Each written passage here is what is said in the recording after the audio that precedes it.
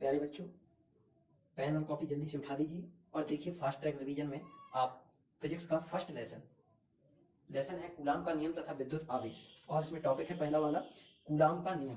Coulomb का नियम क्या होता है? तो देखिए ये दो आवेशों के बीच लगने वाली बल के लिए है। तो देखिए नियम क्या है, दो आवेशों के बीच लगने वाला आकर्षण अथवा प्रतिकर्षण बल दोनों आवेशों के गुणनफल के अनुक्रमानुपाती और बीच की दूरी के वर्ग के व्युत्क्रमानुपाती होता है।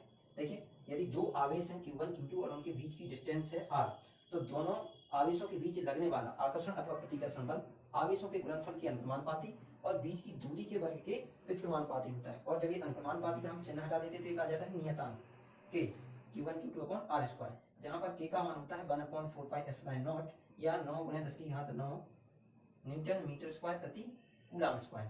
अब यहाँ पर देखिए इसकी जो मात्रक रहेगा वो मात्रक होता है न्यूटन मीटर स्क्वायर प्रति कूलम स्क्वायर। ये विकल्प में पूछ लिया जाता है, न्यूटन मीटर स्क्वायर प्रति कूलम स्क्वायर। और इसमें एक चीज और पूछ ली जाती है एप्सिलॉन नॉट, इसका मान होता है 8.85 × 10⁻12 कूलम स्क्वायर प्रति न्यूटन मीटर स्क्वायर। ठीक है, एप्सिलॉन नॉट को हम कहते हैं निर्वात की विद्युतशीलता।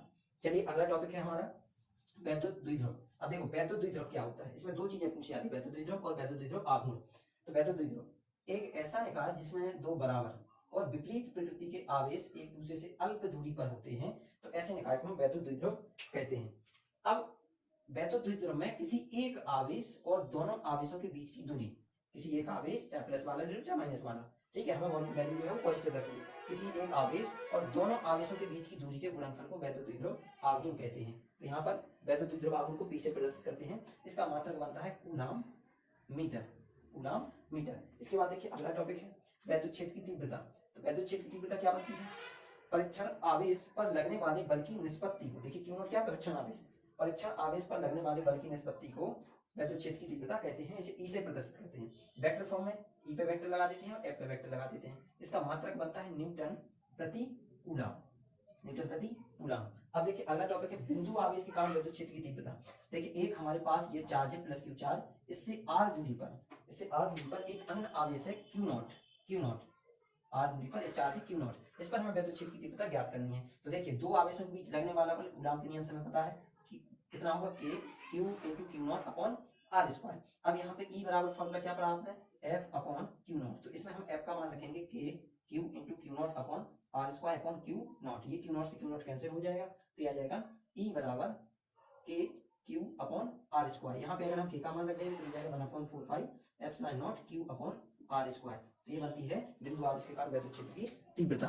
अगला जो टॉपिक है ये लॉन्ग में आने वाला क्वेश्चन है अक्षीय स्थिति पर वैद्युत क्षेत्र की तीव्रता, और वो भी वैद्युत द्विध्रुव के कारण से। इसका क्वेश्चन इस तरह से आता है कि वैद्युत द्विध्रुव के कारण अक्षीय स्थिति पर वैद्युत क्षेत्र की तीव्रता ज्ञात कीजिए। तो देखिए इसमें क्या करना है, हमें एक वैद्युत द्विध्रुव ले लेना है, वैद्युत द्विध्रुव ऐसा, और इसका मध्य बिंदु ले लेना है O, माइनस आवेश यहाँ प्लस आवेश, ये दूरी रखेंगे हम L, ये दूरी भी लेंगे L। अब इसके मध्य बिंदु O से R दूरी पर हम एक बिंदु लेंगे P। कौन सा बिंदु लेंगे? P, जहां पर हम वैद्युत क्षेत्र की तीव्रता ज्ञात करनी है। अब देखो यहाँ पे एक परीक्षण आवेश ले लिए Q0 जो कि प्लस आवेश होता है, यहाँ पे माइनस है तो माइनस प्लस वाले को अपनी तरफ खींचेगा, तो पहली वाली बल की डायरेक्शन रहेगी E1 इस तरफ, और Q2 जो अगला वाला चार्ज है ये वाला प्लस का, ये भी प्लस का, तो इसको प्रतिकर्षित करेगा, तो E2 की डायरेक्शन रहेगी ये। अब देखो यहाँ E1 बराबर, तो जिस तरह से हमने बिंदु आवेश के कारण वैद्युत क्षेत्र की तीव्रता निकाली उसी तरह से ये रहेगा E1 बराबर 1/4πε0 q × Q0 अपॉन, सॉरी यहाँ पे एक चार्ज लेना है Q अपॉन r स्क्वायर। देखो r क्या रखना है, तो माइनस चार्ज से ले रहे हैं तो यहाँ पर हो जाएगा r की जगह r प्लस l का होल स्क्वायर। इसी तरह से सेम E2 बराबर 1/4πε0 q upon r minus l का होल स्क्वायर। अब चूंकि वैद्युत क्षेत्र की तीव्रता जो है वो एक सदिश राशि है, इसलिए इसका जो परिणामी क्षेत्र बनेगा वो बनेगा E = E2 - E1। हम यहाँ E2 और E1 के मान रख देंगे, तो यहाँ पे हमने वैल्यू पुट किया, ये Q upon R plus L का whole square minus Q upon 1/4πε0 Q, sorry यहाँ पे E2 - E1 करना था, तो E2 का मान यहाँ माइनस है और ये प्लस है R प्लस L का होल स्क्वायर। इसमें हम कॉमन ले लेंगे 1/4πε0 Q, यहाँ बचेगा ये LCM लेके डायरेक्ट करेंगे तो R square minus L square का होल स्क्वायर, और सॉल्व करेंगे तो यहाँ बचेगा 4RL। ठीक है, यहाँ Q का अंदर गुणा कर देंगे तो ये हो जाएगा 1/4πε0 2QL × 2R अपॉन में R square minus L square. अब देखो हम जानते हैं 2QL क्या होता है P, तो 1/4πε0 × P × 2R upon R square minus L square का होल स्क्वायर। अब देखिए जो ये एल डिस्टेंस है ये बहुत छोटी रहेगी, तो यहाँ हम कह सकते हैं यही साइड में L less than two R, तो L square very less than two R square. ठीक है, तो ये मान जो है हम यहाँ रखेंगे, या ये समझ लें कि एल का जो मान है बहुत सूक्ष्म है, तो 0 हो जाएगा। तो ई बराबर हो जाएगा 1/4πε0, और ये हो जाएगा आपका एल खत्म यहाँ पे, तो 2πr/r⁴, एक आर कैंसिल हो जाएगा, ई बराबर आ गया 1/4πε0 2p/r⁴। ये आ गया अक्षीय स्थिति पर वैद्युत क्षेत्र की तीव्रता। अब इसके बाद जस्ट अगला टॉपिक आता है निरक्षीय स्थिति पर वैद्युत क्षेत्र की तीव्रता।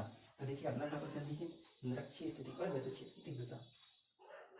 निरक्षीय स्थिति पर वैद्युत क्षेत्र की तीव्रता। तो यहाँ पर भी ऐसे सेम करना है। इसमें क्या करना है, हमें एक वैद्युत द्विध्रुव ले लेना है, ये वैद्युत द्विध्रुव ले लेंगे और इसका मध्य लेंगे O, इधर ये दूरी है, इधर ये दूरी L, और यहाँ पे एक पॉइंट P लेंगे जिस पर हमें वैद्युत क्षेत्र की तीव्रता ज्ञात करनी है। अब देखिए P पर एक परीक्षण चार्ज लेंगे Q0, जो कि इस माइनस Q की तरफ अट्रैक्ट होगा और इधर ये प्लस Q से रिपेल होगा तो इसकी डायरेक्शन ये रहेगी, अट्रैक्ट होगा तो इधर की डायरेक्शन ये रहेगी। अब एक ही तरफ है तो इसका जो परिणामी बनेगा वो परिणामी वेक्टर ये रहेगा। अब परिणामी वेक्टर देखो दोनों एक ही तरफ है तो ये E1 और E2 ऐड हो जाएंगे, ये E1 और ये E2, क्योंकि ये अक्ष से कुछ एंगल बना रहे हैं थीटा, या यहाँ कहेंगे ये थीटा एंगल बना रहा है। तो यहाँ पर हमारा ये जो घटक बनेगा वो बन जाएगा देखिए E1 cos थीटा, अब इसी तरह से ये इसका बन जाएगा E2 cos थीटा, और जो लंबवत घटक बनेंगे वो इधर बनेंगे, एक बनेगा नीचे की तरफ E1 sin थीटा, इसी तरह से यहाँ E2 sin थीटा। ठीक, तो ये अपोजिट है इसलिए ये कैंसिल हो जाएंगे, 0 हो जाएंगे, ये E1 cos theta E2 cos theta ये परस्पर ऐड हो जाएंगे। तो यहाँ देखिए पहला जो हमारा वैल्यू बनेगा E1 cos थीटा, ये हो जाएगा 1/4πε0, और यहाँ पर चार्ज Q अपॉन डिस्टेंस। अब देखो ये डिस्टेंस अगर हम मान लें मिडिल पॉइंट से डिस्टेंस P की R है तो ये बन जाएगा √r² प्लस L², तो यहाँ पर रखना है √r² प्लस L²⁴। इसी तरह से E2 cos थीटा, तो E2 cos थीटा बराबर भी सेम रहेगा 4πε0 Q upon √r² plus L²⁴। ठीक है, अब इसी तरह से रिजल्टेंट क्योंकि एक ही डायरेक्शन है तो ये दोनों ऐड हो जाएंगे, E1 cos theta plus E2 cos theta, दोनों को हम यहाँ पे ऐड करेंगे। तो ऐड करने पर ये E बराबर हो जाएगा 1/4πε0 Q। अच्छा एक चीज और यहाँ छोड़ दी साथ में cos थीटा, तो मल्टी में cos थीटा भी रहेगा, तो ये हो जाएगा Q upon √r² plus L² cos theta plus 1/4πε0 Q upon √r² plus L² cos theta, दोनों ऐड हो जाएंगे, सेम सेम है तो जुड़ जाएंगे, तो ये हो जाएगा 1/4πε0 2Q upon √r² plus L² का whole square cos theta. cos theta का वैल्यू निकालना, cos थीटा बराबर होता है आधार अपॉन कर्ण। देखिए आधार क्या है यहाँ पे L, अपॉन में कर्ण क्या है √r² प्लस L²। देखो ये और ये सेम है तो पावर 1, यहाँ 2 पावर यहाँ 1 तो ऐड हो जाएंगे, तो E बराबर हो गया 1/4πε0 2 की वैल्यू हो जाएगा P और ये हो जाएगा r² प्लस L² की पावर 3/2। अब इसी तरह से यहाँ मान लेंगे L less than two R, तो L² very less than to R², तो E बराबर हो गया 1/4πε0, L का वैल्यू 0 रखेंगे तो r² इंटू 3/2, ये भी कैंसिल, तो ये बराबर 1/4πε0 P अपॉन R का क्यूब। इस तरह से ये निरक्षीय स्थिति पर वैद्युत क्षेत्र की तीव्रता आती है। तो ये अक्षीय स्थिति और निरक्षीय स्थिति पर दोनों लॉन्ग क्वेश्चन में आते हैं, इंपॉर्टेंट टॉपिक है। इसके बाद इसका इस लेसन का लास्ट टॉपिक देखिए जल्दी से, वो है प्रत्यायन बलयुग्म आघूर्ण। ये भी 2 नंबर में पूछ लिया जाता है, इससे सवाल दिए जाते हैं। प्रत्यायन बलयुग्म आघूर्ण, प्रत्यायन बलयुग्म आघूर्ण।